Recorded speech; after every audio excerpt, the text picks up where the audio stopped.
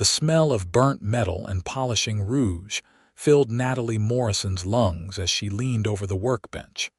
Her magnifying loupe pressed against her eye while she examined the delicate filigree she'd spent the last 3 hours creating. It was April 1883, and the spring heat in Chisholm Ranch, New Mexico Territory, already made the small jeweler's shop feel like an oven. But she barely noticed as she lost herself in the intricate patterns taking shape beneath her careful hands. "That's fine work, Miss Morrison," her employer, Samuel Thornton, said from behind his own workbench where he was setting a turquoise stone into a silver bracelet. "Your skill has surpassed my expectations these past 2 years. I dare say you're no longer just an apprentice." Natalie looked up, brushing a strand of dark brown hair from her face.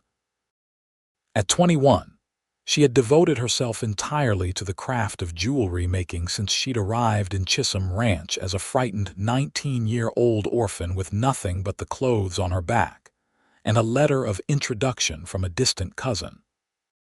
Samuel had taken a chance on her, and she'd repaid his faith with dedication and an eye for detail that had quickly made her indispensable. "You're too kind, Mr. Thornton," she replied, setting down her tools and stretching her back. "But I still have much to learn."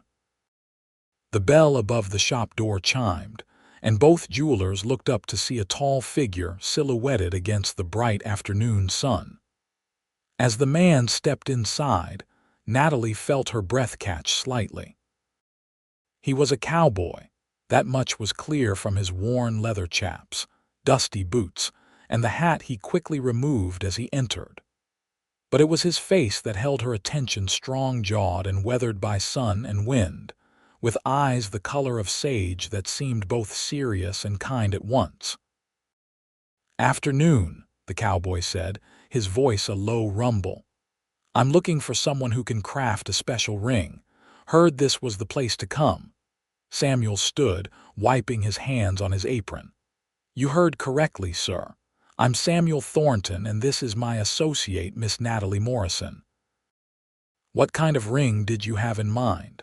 The cowboy shifted his weight, looking suddenly uncomfortable despite his imposing presence. He was probably in his mid-20s, Natalie guessed, with the build of someone who spent his days working hard under the open sky. "Well, sir, I need something beautiful, real beautiful. It's for a proposal." Natalie felt an unexpected pang in her chest at those words, though she couldn't say why. She didn't know this man, had never seen him before in her life. "Congratulations," Samuel said warmly. "A proposal ring is a sacred commission. We'd be honored to create one for you." "What's your name, young man?" "Yates Thompson," the cowboy replied. "I work at the Murphy Ranch about 10 miles west of here. Been saving for 2 years for this." Samuel gestured to the chairs near the front counter. "Please sit. Tell us about the lady and what kind of design you're imagining." Yates sat down, turning his hat over in his hands nervously. Natalie found herself drawn closer, curious despite herself. There was something genuine in this man's manner, something that spoke of deep feeling beneath the rough exterior. "Her name's Sarah Winters," Yates began, then paused. "Well, that's not quite right. Her name was Sarah Winters. She passed away 3 months ago. Fever took her." The shop fell silent. Natalie felt her heart clench with sympathy, and she saw her own surprise mirrored in Samuel's face. "I'm so sorry for your loss," Samuel said gently, "but I'm confused. You said this ring was for a proposal." Yates looked up, and Natalie saw the rawness of grief still fresh in his eyes. "It was supposed to be. I had it all planned, was going to ask her come spring when the wildflowers bloomed because she loved them so much. But I waited too long, and now she's gone, and I never got to ask her, never got to tell her properly how much she meant to me." He took a shaky breath. "I want to have the ring made anyway, the ring she should have had. I'm going to put it on her grave, let her know even now that she was the one for me, Always will be. Natalie pressed her hand to her chest, feeling tears prick her eyes. She'd seen many customers come through the shop over the past 2 years, but none had touched her quite like this. Samuel cleared his throat, clearly moved as well. "That's a beautiful sentiment, Mr. Thompson. We would be honored to create this ring for you. Miss Morrison here is our finest craftsperson for delicate work. Would you be comfortable working with her on the design?" Yates looked at Natalie for the first time, really looked at her, and she felt something shift in the air between them. "I'd be grateful, miss, if you'd take on the work." Natalie nodded, finding her voice. "Of course. Tell me about Sarah. What did she love? What made her smile?" Over the next hour, Yates talked, and Natalie listened and sketched. Sarah had loved wildflowers, particularly the blue columbine that grew in the higher elevations. She had loved the stars and would spend hours looking up at the night sky. She had been gentle and kind, had volunteered at the church teaching children their letters. She had been 20 years old when she died, and Yates had loved her since they were both 15. As Yates spoke, Natalie's pencil flew across the paper, translating his words into visual form. She sketched a delicate band with intertwining vines, small flowers rendered in gold with tiny blue sapphires at their centers. The band would wrap around like an endless embrace, with stars carved into the inner surface where only the wearer would know they existed. Something like this. Natalie asked, turning the sketch toward Yates. The cowboy stared at the drawing, and Natalie saw his throat work as he swallowed hard. "That's perfect," he said quietly. "That's exactly right. You understand." "I lost my parents when I was 17, Natalie said softly. "I understand about wanting to honor someone when they're gone, about needing them to know they mattered." Their eyes met again, and Natalie felt a connection form, born of shared grief and understanding. It wasn't romantic, not yet, but it was something real, something that settled into her chest like a warm stone. Samuel discussed pricing and timeline with Yates. The ring would take 3 weeks to complete, given the intricacy of the work. The cost was steep, but Yates didn't flinch, simply counted out the deposit from a worn leather pouch that clearly represented months of careful saving. After Yates left, promising to return in 3 weeks, Samuel turned to Natalie with a thoughtful expression. "That's a special commission, Miss Morrison. I trust you'll give it the attention it deserves." "I will," Natalie promised. "I'll make it the most beautiful ring I've ever created." That night, in the small room she rented above the general store, Natalie found herself unable to sleep. She kept thinking about Yates Thompson and his lost love, about the depth of feeling that would drive a man to such a gesture. She had been proposed to once, back in Missouri before her parents died, by a banker's son who had seemed much more interested in her father's property than in her. She had refused him, and then her parents had taken sick, and her life had fallen apart. She'd never had what Yates and Sarah had, that kind of consuming, pure love. Over the following days, Natalie poured herself into the ring. She worked with gold so pure it was almost soft, carefully shaping the band to the size Yates had indicated. The vines took shape under her careful hands, each leaf distinct, each curve natural and flowing. She sent away to Santa Fe for small sapphires of the right shade of blue, waiting anxiously for them to arrive. 10 days into the project, Yates appeared at the shop again. It was late afternoon, and the sun cast long shadows through the window. Natalie was alone, Samuel having gone to visit a supplier in the next town. "Mr. Thompson," Natalie said, surprised, "the ring isn't finished yet. Another week or so, I think." "I know," Yates said, removing his hat. I was in town for supplies and thought I'd check in. See how it was going." Natalie hesitated, then made a decision. "Would you like to see it? It's not complete, but the basic structure is there." Yates's face lit up, making him look younger, less burdened. "I'd like that very much." She brought out the ring, still rough in places, the stones not yet set but the vision clear. Yates held it carefully in his calloused palm, and Natalie watched his face, anxious for his reaction. "It's beautiful," he said finally. "More beautiful than I imagined. Sarah would have loved it." "Tell me more about her," Natalie found herself saying. "If you want to, I mean. Sometimes it helps to talk." They sat together at the workbench and Yates talked, sharing memories of Sarah, how she used to hum while she worked, how she'd insisted on teaching him to read better, because she said every person deserved the gift of books, how she'd made him laugh with her terrible jokes and her impression of the grumpy postmaster. In turn, Natalie found herself sharing her own story. About her parents, her mother's love of music and her father's terrible singing.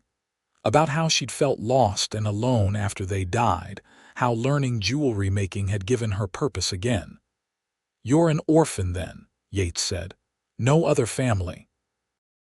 "None that wanted anything to do with a penniless girl," Natalie said with a sad smile. "The cousin who wrote the letter of introduction never even answered when I wrote to thank him for his help." "That's hard," Yates said. "Family should stick together." "Do you have family?" Natalie asked. Yates nodded. "My ma and pa have a small ranch about 50 miles north. 2 sisters, both married now with kids of their own. They worry about me, want me to move on from Sarah, but I'm not ready. Don't know if I ever will be." Something in Natalie's chest ached at those words, though she couldn't have said exactly why. Yates started coming by the shop more regularly after that. He'd stop in on his way through town, sometimes just for a few minutes, sometimes staying longer if Natalie wasn't busy with other customers. They'd talk while she worked, her hands busy with the delicate task of setting stones while her mind engaged with him in conversation. She learned that he was 24, that he'd been working ranches since he was 14, that he had dreams of having his own land someday. He learned that she was teaching herself to read French from a book Samuel had loaned her, that she'd never learned to ride a horse, that she sometimes felt lonely in the crowded town. "You should learn to ride," Yates said one afternoon, watching her carefully carve tiny stars into the inner band of the ring. "There's freedom in it, riding out across open land, helps clear your head." "I wouldn't know where to start," Natalie admitted. "Besides, I barely have time as it is." "You have to take time for living," Yates said quietly. "I learned that the hard way. Always thought there'd be more time with Sarah, and then there wasn't." The words hung between them, heavy with meaning. 3 weeks after Yates had first walked into the shop, Natalie finished the ring. It was sunset, and golden light streamed through the window, illuminating the piece as she held it up for final inspection. Every element was perfect: the flowing vines, the delicate leaves, the sapphires that caught the light like drops of sky. The stars on the inside were subtle but clear, a secret message of love written in gold. She felt both proud and sad as she placed the ring in its velvet box. Proud of the work she'd done, but sad that this would be the end of Yates's visits. Once he had the ring, once he'd placed it on Sarah's grave, there would be no reason for him to stop by the shop anymore. She would miss their conversations, she realized. Would miss the way his presence had begun to fill something empty inside her. When Yates came to collect the ring the next morning, Natalie had prepared herself for goodbye. But when she showed him the finished piece, watching his face transform with wonder and gratitude, she found her carefully constructed composure crumbling.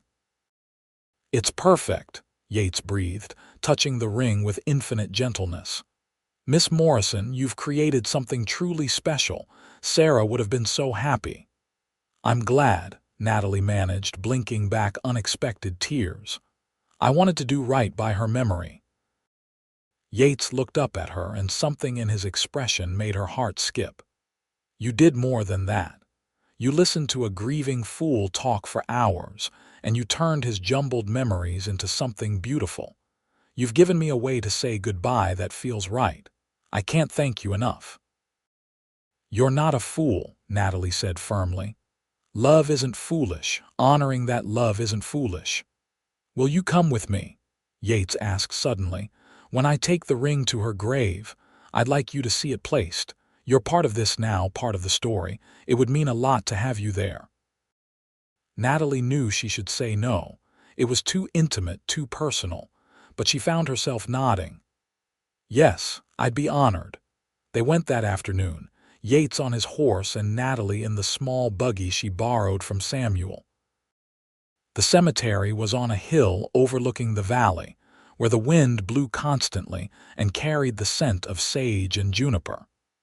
Sarah's grave was marked with a simple wooden cross, fresh wildflowers already laid at its base. "Her mother comes every week," Yates explained, kneeling beside the grave. "She leaves flowers." Natalie stood back, giving him privacy, as Yates pulled the ring from his pocket. She watched as he opened the box, as the late afternoon sun caught the gold and sapphires and made them glow. "Sarah," Yates said, his voice rough with emotion, "I should have asked you when I had the chance. Should have told you every day how much you meant to me.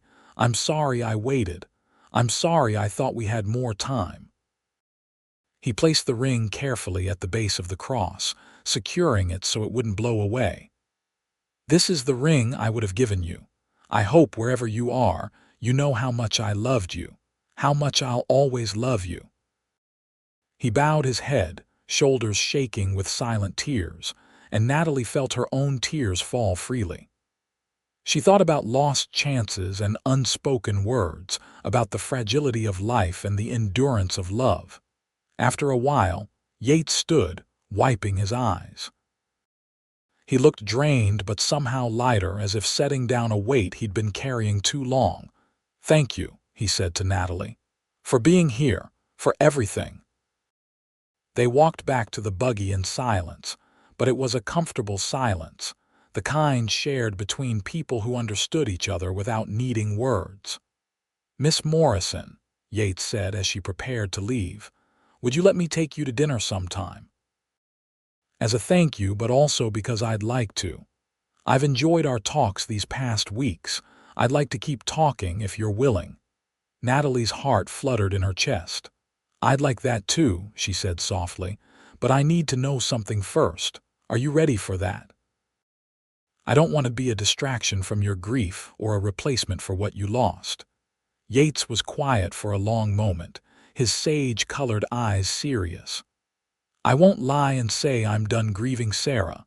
I think part of me will always love her, always miss her. But being with you these past weeks, talking to you, seeing how you listened and cared, it's reminded me that life keeps going, that maybe Sarah would want me to keep going with it." He looked down at his hands. "I don't know what this is or what it could become, but I'd like to find out if you would." "I would," Natalie said, and meant it. Their first dinner was at the hotel restaurant, the nicest establishment in Chisholm Ranch. Yates wore clean clothes and had clearly made an effort to tame his sun-bleached hair. Natalie wore her best dress, a deep green that Samuel's wife had helped her make the previous year. They talked easily as they had in the shop, but there was a new element now, an awareness of each other that went beyond friendship. "Tell me what it's like, working with your hands like that," Yates said over roast chicken and potatoes, "creating something from nothing." "It's not from nothing," Natalie said. "It's taking raw materials and revealing what's hidden inside them. Every piece of metal, every stone has potential. My job is to see that potential and help it become real." She paused, considering. "It's a bit like prayer, I think. You focus completely on what you're doing and the rest of the world falls away, and in that focus, you find something true." "That's how I feel about working cattle sometimes," Yates said. "Or breaking horses. There's a moment when you connect with the animal, when it's not about dominance but about understanding, working together. When that happens, everything else disappears. It's just you and the horse and the moment. They discovered more shared ground as the weeks passed, and dinner became a regular occurrence. They both loved thunderstorms and the smell of rain on desert sand. Both had taught themselves to appreciate solitude without being lonely. Both valued honesty and hard work, and the kind of loyalty that didn't waver when things got difficult. Yates taught Natalie to ride, starting with a gentle mare named Daisy from the Murphy Ranch. The first few lessons were frustrating, Natalie tense and nervous in the saddle, but Yates was patient, encouraging her without making her feel foolish. The day she finally relaxed enough to let the horse move into a smooth trot, she laughed with pure joy, and Yates grinned at her like she'd done something miraculous. "You're a natural," he said, riding alongside her. "Just had to trust yourself." "And trust Daisy," Natalie added, patting the mare's neck affectionately. They rode out into the open country, and Natalie saw what Yates had meant about freedom. With the wind in her face and the vast New Mexico sky stretching overhead, she felt untethered from worry and fear, alive in a way she hadn't been in years. Summer arrived with its fierce heat, and the town slowed its pace in deference to the temperature. Samuel began giving Natalie more responsibilities in the shop, trusting her to handle difficult commissions and manage the books. She was no longer just an apprentice, but a true partner in the business. And with that came a small increase in wages that made her life a bit easier. One particularly hot July evening, Yates took Natalie to a dance at the church hall. She'd been hesitant at first, worried about gossip people would talk about the cowboy who'd commissioned a ring for his dead sweetheart now courting the jeweler's apprentice. But Yates had insisted. "Let them talk," he'd said. "They don't know our story. They don't know how we got here." The hall was crowded and loud, fiddles and guitars creating a lively backdrop for dancing and laughter.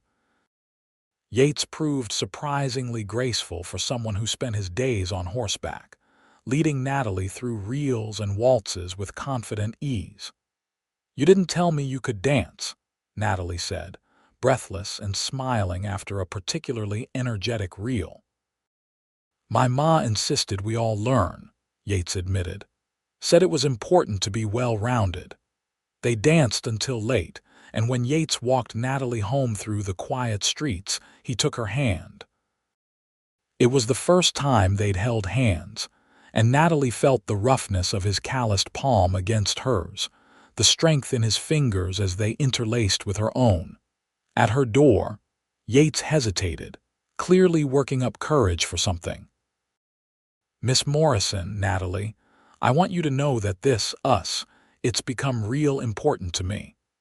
I look forward to seeing you more than just about anything. And I know we've only been courting a few months, and I know my situation is complicated with Sarah and all, but I wanted you to know that my feelings for you are true and growing stronger every day." Natalie's heart felt too big for her chest. "My feelings are true too," she said softly. "I care for you, Yates, very much." He smiled, that rare full smile that transformed his serious face, and leaned down to kiss her cheek. "Good night, Natalie." "Good night," she whispered, watching him walk away before going inside, touching her cheek where his lips had been.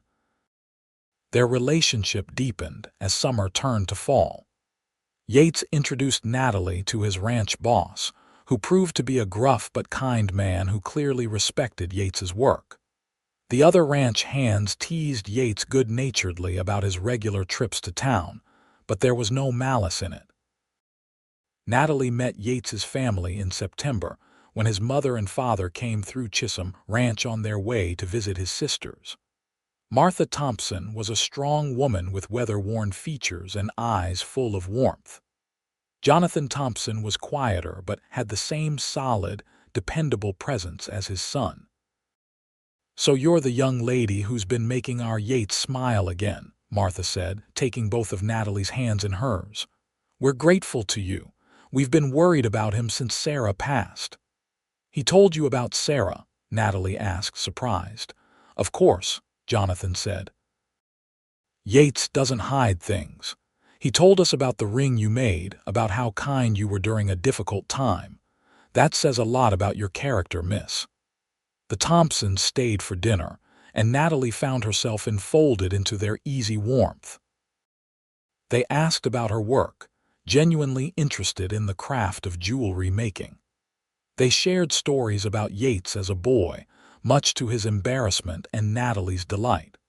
By the time they left, Martha had extracted a promise from Natalie to visit their ranch soon. "They liked you," Yates said that evening as they sat on the bench outside Natalie's boarding house, watching the sun set in a blaze of orange and pink. "Ma doesn't warm up to everyone that quick." "I like them too," Natalie said. "You're lucky to have family like that." Yates squeezed her hand.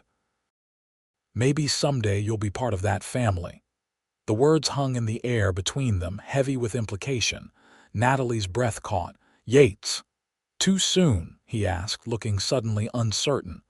"I'm sorry, I've been thinking about it, about a future with you." "It's not too soon," Natalie said, turning to face him fully. "I've been thinking about it too, but I need to know that you're really ready, that you've truly said goodbye to Sarah.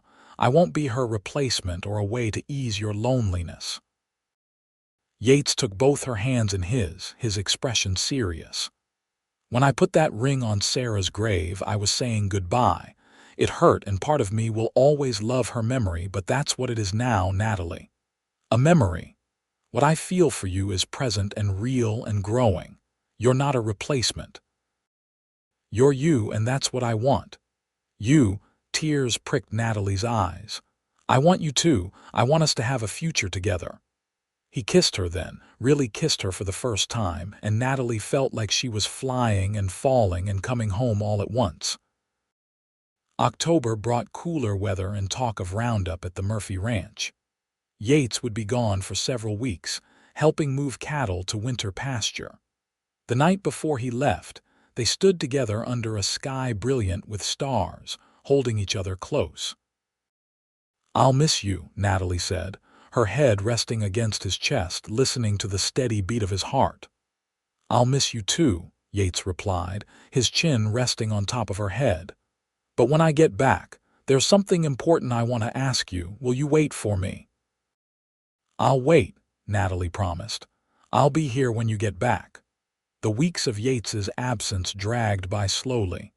Natalie threw herself into work, completing commissions with fierce focus, but the shop felt empty without his visits. Samuel noticed her distraction and smiled knowingly, but said nothing. She wrote letters, though she knew they wouldn't reach Yates out on the range.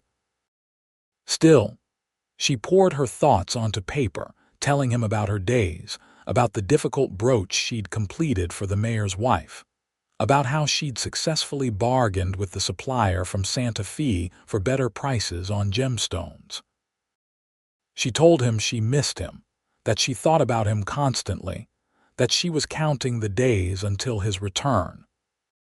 When Yates finally rode back into town in early November, dusty and tired and sporting a healing cut on his forehead from a run-in with a recalcitrant steer, Natalie flew into his arms with uncharacteristic abandon right there on Main Street. Let people gossip. She didn't care. "I missed you so much," she said against his shirt, breathing in the scent of him, leather and sage and horses. "I missed you too," he said, holding her tight. "Every day out there, you were in my thoughts." He'd brought her a gift, a beautiful piece of turquoise he'd found near the winter pasture. "Thought you might be able to use it in your work," he said. "Or just keep it because it's pretty and reminded me of the New Mexico sky, which reminded me of you." That evening, Yates took Natalie back to the hill where Sarah's grave rested.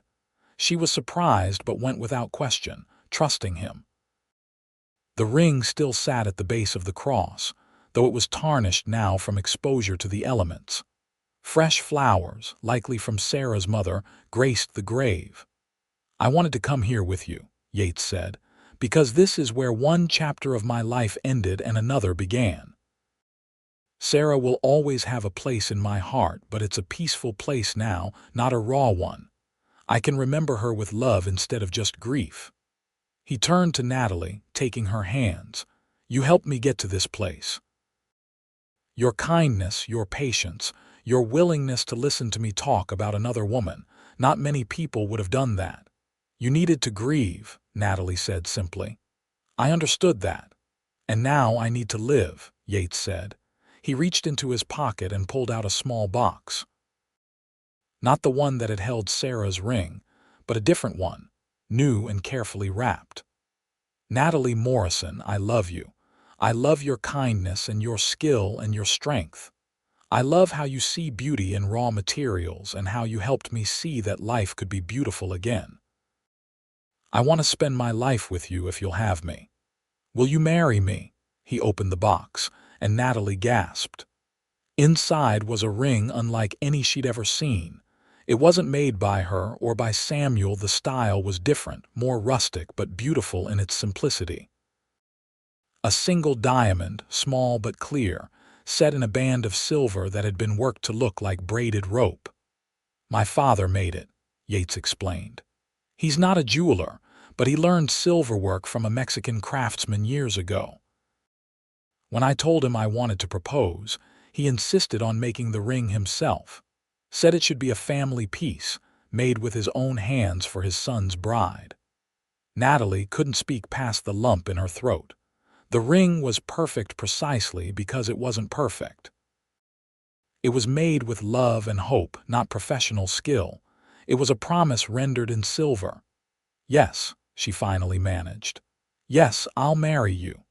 Yates slipped the ring onto her finger and it fit as if it had been made just for her, which she supposed it had been. Then he kissed her there on the hilltop, with Sarah's grave as a silent witness to this new beginning built on the foundation of honored endings. They married in December, on a cold, clear day when the New Mexico sky was so blue it hurt to look at it. The ceremony was at the church, with seemingly the whole town in attendance. Samuel gave Natalie away, having become something of a father figure to her over the years. Martha Thompson cried happy tears while Jonathan beamed with pride. Yates's sisters were there with their families, his nieces scattering dried flower petals down the aisle. Natalie wore a dress of cream-colored silk that she'd splurged on with her savings, with lace at the collar and cuffs that Martha had tatted herself as a wedding gift. Yates wore a new suit that made him look uncomfortable but devastatingly handsome. When they exchanged vows, his hands trembled slightly as he held hers, and his voice was thick with emotion as he promised to love and honor her all his days. The reception was held at the hotel, with food and dancing and toasts that ranged from sentimental to ridiculous. Samuel toasted Natalie's talent and dedication. Yates's ranch boss toasted his work ethic and loyalty. Martha simply toasted happiness, which seemed to encompass everything that needed to be said. Late in the evening, as they prepared to leave for the small house Yates had rented on the edge of town, their first home together, Natalie looked around at the gathered friends and neighbors, at the life she'd built in Chisholm Ranch. She'd arrived as a lost orphan and was leaving as a beloved bride. The transformation felt miraculous. "Ready?" Yates asked, offering his arm. "Ready," Natalie confirmed, taking it. Their wedding night was tender and awkward and wonderful in the way of first times. They learned each other slowly, with patience and laughter and whispered words in the darkness. Yates was careful with her, making sure she felt safe and cherished. Natalie had been nervous, but his gentleness eased her fears, and by the time they finally came together fully, it felt right and natural, and like the culmination of everything they'd been building toward. Afterward, lying tangled together in their bed, Yates traced patterns on Natalie's shoulder with his fingertips. "Are you happy?" he asked. "So happy," Natalie replied. "Are you?" Happier than I ever thought I'd be again, he said honestly. You gave me that, Natalie. You gave me hope and joy and a future worth looking forward to. I'll spend the rest of my life trying to give you the same. You already have, she said, kissing his jaw. Just by being you, by choosing me, by letting me love you. They settled into married life with surprising ease. Natalie continued working at the jewelry shop, her reputation growing as word spread of her skill. Commissions came from as far away as Santa Fe, people willing to travel or send measurements for rings, brooches, and necklaces crafted by the talented young jeweler in Chisholm Ranch. Yates kept working at the Murphy Ranch, but talked more seriously now about saving for their own land. They spent evenings working through budgets and possibilities, dreaming together about what they might build. What about north of here? Yates suggested one night in January, pointing to a map spread across their kitchen table. There's good grazing land, water access. We could start small, maybe 20 head of cattle, build from there. How much would we need? Natalie asked. They calculated, planned, saved. Natalie took on extra commissions, working late into the night sometimes, her skilled fingers flying through intricate work. Yates took on odd jobs on his days off from the ranch, breaking horses for other spreads, doing repairs for townspeople. Every spare penny went into the tin box they kept hidden in the bedroom. Spring brought unexpected joy. Natalie realized she'd missed her monthly courses twice and felt queasy in the mornings. The doctor confirmed what she'd already suspected: she was going to have a baby. She told Yates that evening as they sat on the porch of their small house, watching the sunset. "I'm pregnant," she said simply, watching his face. For a moment he just stared at her, processing. Then his face broke into the widest smile she'd ever seen on him. "Truly." "Truly," she confirmed, laughing as he swept her into his arms, spinning her around before setting her down carefully, suddenly worried about being too rough. "We're having a baby," he said, wonder in his voice. "Natalie, we're going to be parents." "We are," she said, taking his hands and placing them on her still flat stomach. "Sometime in October, the doctor thinks." They told their families, and celebration erupted. Martha immediately began knitting tiny clothes. Samuel insisted Natalie reduce her hours at the shop, worried about her overdoing it. Yates became almost comically protective, fussing over her constantly until she had to gently but firmly tell him she was pregnant, not made of glass. As summer arrived and Natalie's belly grew, they prepared the second bedroom of their house as a nursery. It wasn't much. They didn't have money for fancy furniture, but Yates built a cradle with his own hands, working on it during quiet evenings, sanding it smooth so no splinters could harm delicate baby skin. Natalie sewed blankets and tiny gowns, embroidering them with careful stitches. "What do you hope for?" Yates asked one night in July as they lay in bed, his hand resting on her swollen belly. "Boy or girl, healthy," Natalie said immediately. "That's all that really matters. But if I'm being honest, I sometimes imagine a little boy who looks like you." "I keep picturing a daughter with your eyes," Yates admitted. "But you're right, healthy is what matters." In September, just a few weeks before the baby was due, Yates came home with news. "There's a property," he said, excitement clear in his voice. "The Hendersons are moving back east, selling their land. It's about 30 miles north, right where we talked about. 200 acres, a small house, barn, and corrals already built. They want to sell quick." "How much?" Natalie asked, her heart racing. Yates named a figure that was just barely within reach if they used all their savings. It would leave them with almost nothing in reserve, but it was their chance, their opportunity for the future they'd been working toward. "We should do it," Natalie said, making the decision quickly. "We've been saving for this exact thing. Let's take the chance." They bought the land in late September, signing papers that made them landowners, ranchers, people with something real to build on. The house was small but sturdy, with a view of the mountains that took Natalie's breath away. They couldn't move immediately, the baby was too close, but Yates spent his free time riding out to the property, beginning to move supplies, repair fences, plan where they'd expand. On October 15th, during an unseasonably warm afternoon, Natalie's labor began. The midwife was summoned. Martha Thompson arrived to help, and Yates paced outside the bedroom door, nervous as a caged cat. Labor was long and difficult, lasting through the night and into the next morning. There were moments when Natalie was sure she couldn't endure another minute, but Martha's steady presence and the midwife's experienced hands guided her through. When the baby finally came, slipping into the world with an angry cry, the midwife announced, "It's a boy, a healthy, strong boy." Natalie wept with relief and joy as they placed her son on her chest. He was red and wrinkled and perfect, with a shock of dark hair and tiny fists that waved in the air as he cried. Yates was allowed in then, and he approached the bed with something like awe on his face. "A son," he breathed, touching the baby's tiny hand with one careful finger. The infant grasped it immediately, holding tight, and Yates's eyes filled with tears. "Natalie, he's perfect. You're perfect, thank you." They named him Nathan James Thompson, Nathan for Natalie and James for Yates's grandfather. Little Nathan proved to be a good baby, sleeping in reasonable stretches and nursing well.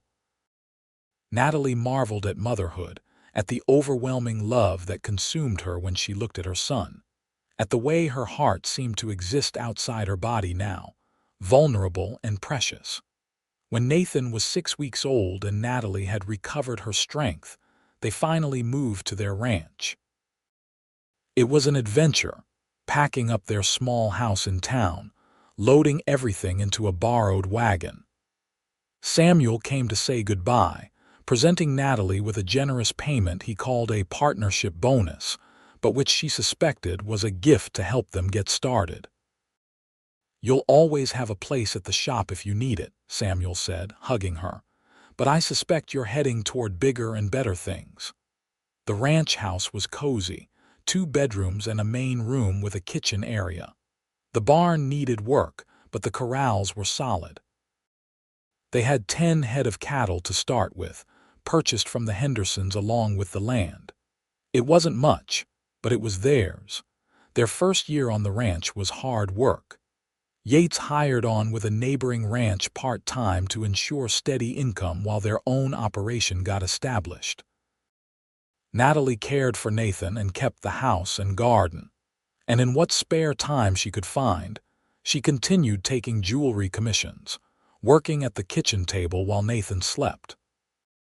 She created pieces inspired by her new life, a pendant shaped like the mountains she saw every morning, a bracelet that captured the flow of the creek running through their property, rings adorned with the wildflowers that bloomed across their land in spring. People loved the authentic Western feel of her work, and orders continued to come in, providing crucial supplementary income. Nathan grew from baby to toddler, taking his first steps on the ranch, speaking his first words mama and dada and horse. He was a sunny child, quick to laugh, fascinated by everything around him. Yates taught him to be gentle with animals, letting him feed chickens and pet the horses under careful supervision. Their second year on the ranch, they added more cattle and bought 3 horses. Yates was proving to be as good a rancher as he'd been a ranch hand, with a gift for understanding animals and land. The ranch began turning a small profit, not much, but enough to breathe a bit easier. Natalie discovered she was pregnant again in the spring of that year. This time there was no anxiety, only joy. They knew what to expect now, felt ready for another child. Martha Rose Thompson was born in December, arriving quickly and easily compared to her brother. She was tiny and delicate, with her mother's dark eyes and her father's stubborn chin. Nathan, now too, was fascinated by his baby sister, wanting to help with everything, bringing her toys and blankets and patting her head with toddler gentleness. "Our family is growing," Yates said, holding Martha while Nathan sat pressed against his side and Natalie leaned on his shoulder. "Everything I dreamed of but thought I'd lost. You gave this to me, Natalie, this life, this family." "We gave it to each other," Natalie corrected gently. "This is what we built together." The years unfolded in a pattern of work and love and slow growth. They added more land when the property adjacent to theirs became available, built a larger barn, upgraded the house, adding a third bedroom and a proper workshop for Natalie where she could do her jewelry work. Nathan grew into a serious boy who loved helping his father with the cattle. Martha was spirited and adventurous, more likely to be found climbing trees than playing with dolls. A third child arrived when Nathan was 5, and Martha was 3. Another boy they named Samuel Yates Thompson, after both Samuel Thornton and Yates himself. Samuel was the quietest of the 3, thoughtful and observant, content to sit and watch the world around him. The ranch prospered slowly but steadily. Yates developed a reputation for breeding quality horses alongside the cattle operation. Natalie's jewelry business grew, and she began teaching her craft to other women in the area, enjoying passing on the skills Samuel had taught her. One evening in the summer when Nathan was 8, Yates and Natalie rode out together to check on the cattle in the north pasture. The children were with Martha Thompson, who'd come to visit and dote on her grandchildren. It was a rare moment alone, and they took their time, riding slowly through land they'd built a life on. "You ever think about how we got here?" Natalie asked, her horse walking alongside Yates's. "How it all started with a ring for a woman who died." "I think about it," Yates said. "Think about how grief brought me to you, how you took that grief and helped me transform it into something else. If Sarah hadn't died, I never would have walked into that jewelry shop, never would have met you." "Do you think she'd be happy for us?" Natalie asked. It was a question she'd wondered about over the years but never voiced. Yates was quiet for a moment, considering. "Yeah," he finally said. "I do. Sarah was kind. She would have wanted me to be happy, to have a family, to build something good. And that's what we've done, Natalie. Something really good." They reached the top of a hill where they could see the full extent of their land spread below them, the house and barn, the corrals, the creek winding through like a silver ribbon. Their cattle dotted the landscape, and in the distance they could see the mountains rising against the endless sky. "Sometimes I can't believe this is real," Natalie said. "That this life is mine, ours." "It's real," Yates said, reaching over to take her hand. "You made it real when you took a chance on a grieving cowboy, when you crafted a ring with such care and listened with such compassion. You saw something in me worth saving, and I saw something in you worth building a life around." They kissed there on the hilltop, the New Mexico sun warm on their faces, the wind carrying the scent of sage and earth and home. The seasons continued their cycle, and the Thompson children grew. Nathan became his father's right hand on the ranch, showing a natural aptitude for the work. Martha, to everyone's surprise, showed interest in Natalie's jewelry work, spending hours at her mother's side learning to shape metal and set stones. Samuel developed a love of books and learning, teaching himself from the collection they'd slowly accumulated.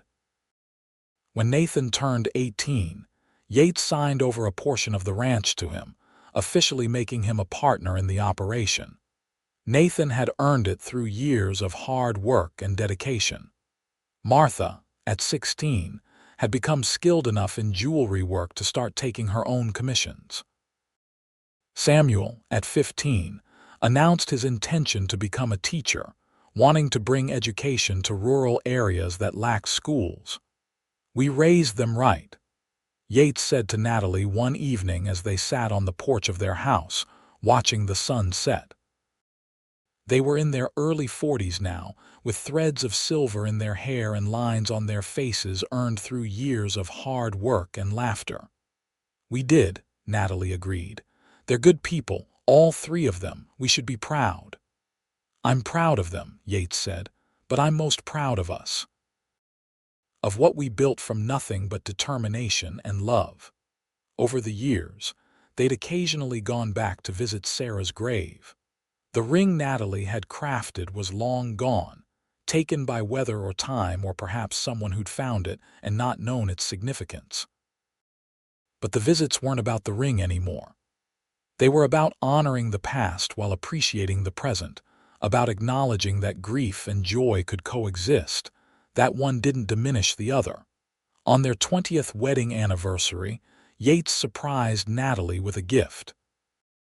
He'd saved and planned in secret, working with a jeweler in Santa Fe to have something special made. When he presented her with the box, Natalie opened it to find a pendant, a delicate golden heart with a tiny diamond at its center, suspended on a fine chain. "Turn it over," Yates said, watching her face. She did, and found an inscription on the back. "My heart, my home, my Natalie, 20 years and forever."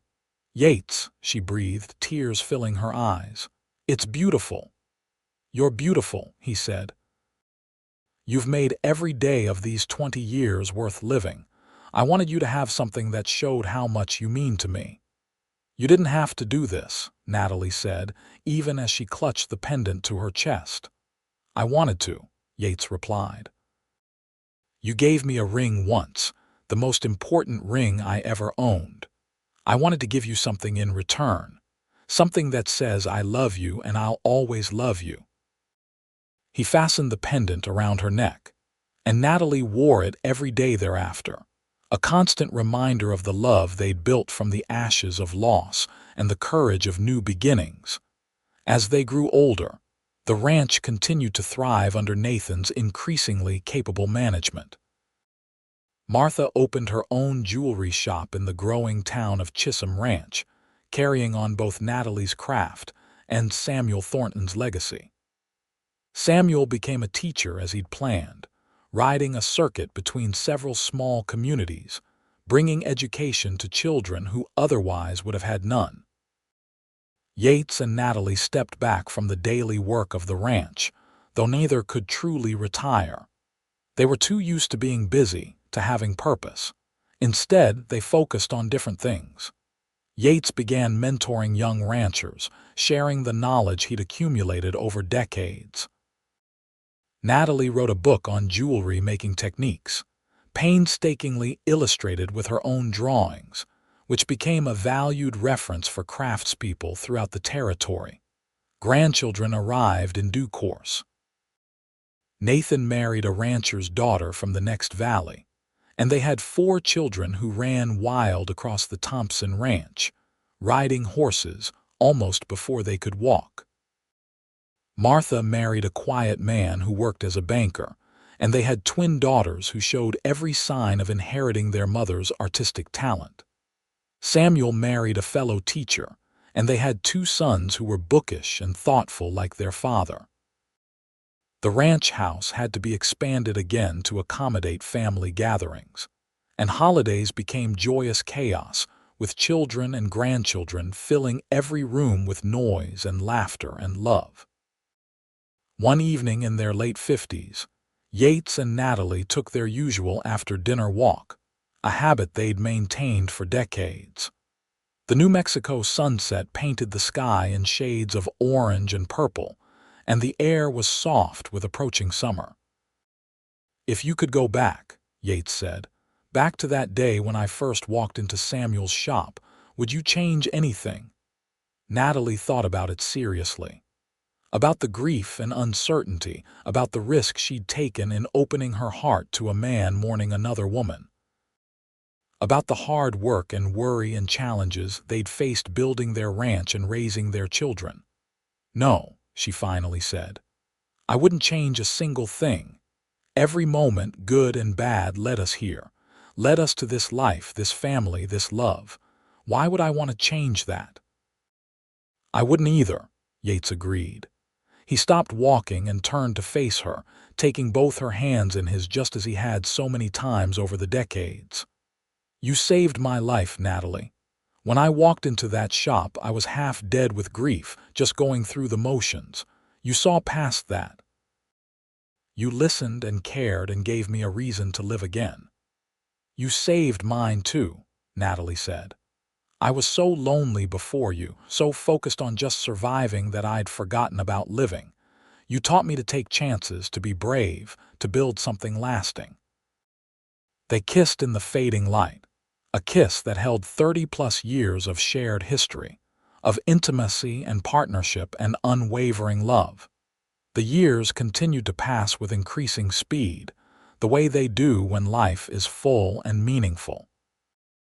They celebrated their 30th anniversary, then their 35th.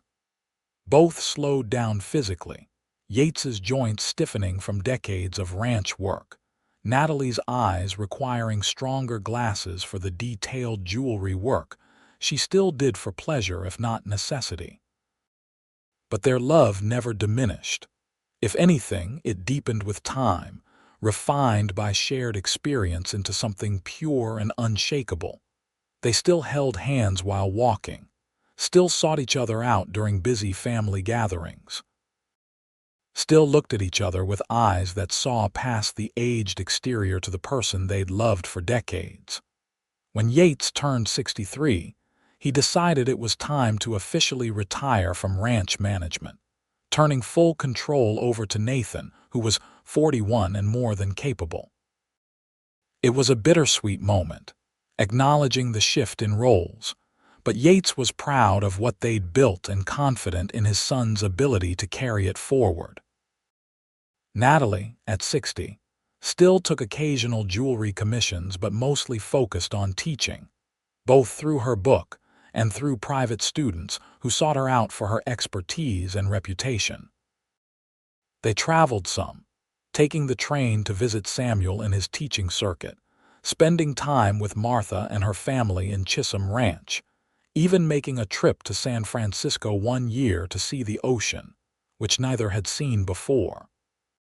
But they always returned home to their ranch, to the land they'd shaped with their own hands, to the mountains and sky that had been the backdrop of their greatest joys and their deepest contentment.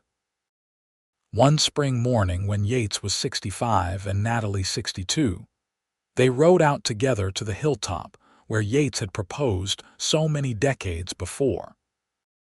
They'd continued to visit Sarah's grave occasionally over the years, but the wooden cross had long since rotted away, and there was no marker now, just a spot on the hill that they remembered.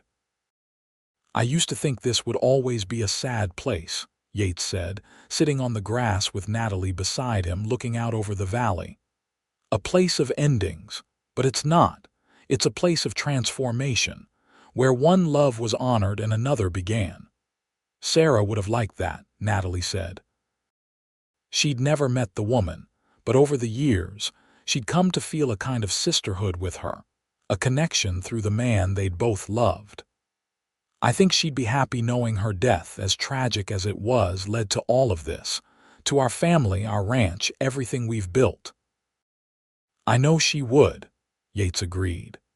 He pulled Natalie close, and they sat together in comfortable silence, watching clouds drift across the endless New Mexico sky. As they grew older still, as Yates approached 70 and Natalie her late 60s, they began to consciously savor moments more. The simple pleasure of morning coffee together, the satisfaction of watching their grandchildren grow into fine young people, the joy of seeing their children thrive in their own lives and families. Nathan had expanded the ranch significantly and was now one of the most respected ranchers in the territory. Martha's jewelry business had flourished, and she'd taken on several apprentices of her own, creating a legacy of craftsmanship. Samuel had become the director of a small school system, his dream of bringing education to rural areas fully realized. "We did good," Yates said one evening as they sat on their porch, watching yet another spectacular sunset. It was a variation on a conversation they'd had hundreds of times, but it never got old.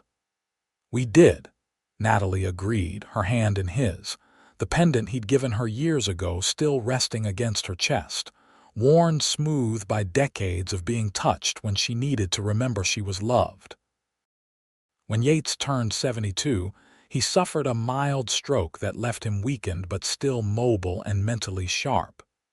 It was a warning, the doctor said, a sign to take things even easier, to rest more. Natalie nursed him back to strength with fierce dedication, refusing to accept that this was the beginning of the end. And Yates, stubborn as ever, recovered enough to resume a gentle version of his normal activities. "You're not allowed to leave me yet," Natalie told him firmly once he was recovered. "We still have years to go." "Yes, madam," Yates said with a smile. "Wouldn't dream of leaving you. Who else would put up with me?" They had 5 more good years together. Years of continued joy with their family, of quiet companionship and deep love. Years where every day felt like a gift, where they consciously appreciated what they had built together. Yates passed away peacefully in his sleep at the age of 77, Natalie beside him as she'd been for nearly 50 years of marriage. It was the way he would have wanted to go, no prolonged suffering, no loss of dignity, just a gentle slipping away in the house they'd made home. The grief was profound, but it was different from the grief of loss too soon. This was grief tinged with gratitude, the sadness of separation tempered by the knowledge of a life well lived and a love fully realized. Natalie mourned deeply, but without regret. They'd had their time, made the most of every moment, said everything that needed saying. She lived 3 more years after Yates's death, surrounded by her loving family, still working on jewelry pieces when her hands would allow, still teaching and sharing her knowledge. She spoke often of Yates, keeping his memory alive for the grandchildren and great-grandchildren who'd known him and those who hadn't. On what would have been their 53rd wedding anniversary, Natalie asked Nathan to take her to the hilltop where his father had proposed. She was 80 now, frail but still sharp-minded, still very much herself. They sat together on the hill, Nathan supporting his elderly mother, looking out over the ranch that had been the foundation of their family. "Your father proposed to me here," Natalie told him, a story he'd heard before but never tired of. "Right on this spot. He'd already said goodbye to Sarah, already acknowledged his grief and made peace with it. And then he asked me to marry him, to build a future together." "You gave him a good life, Mama," Nathan said. "You made him happy." "He made me happy too," Natalie replied. "He taught me what love really means, not just the falling in love part, though we had that, but the building a life together part, the choosing each other every day part. That's what really matters. You taught all of us that," Nathan said. "You and Papa both. You showed us what a real marriage looks like, what real partnership means." Natalie smiled, patting her son's hand. "Then we did our job right." She passed away quietly a few weeks later in her sleep, just as Yates had. The family mourned together, celebrating 2 lives well lived, 2 people who'd found each other against the odds and built something beautiful from grief and hope and determination. They buried Natalie beside Yates in the small family cemetery on the ranch, under the big sky they'd both loved. At the funeral, Martha read from one of her mother's letters, written years before but saved because the words seemed important. "Love," Natalie had written, "is not just about the romance, though that matters. It's about showing up every day, about working together towards something bigger than yourself, about honoring the past while building the future. Yates taught me that. He came to me in grief, and together we transformed that grief into joy, That's what love does. It transforms. It redeems. It takes what is broken and makes it whole. The ranch continued under Nathan's stewardship and eventually his children's. Martha's jewelry business passed to her daughters. Samuel's school system thrived under his son's leadership.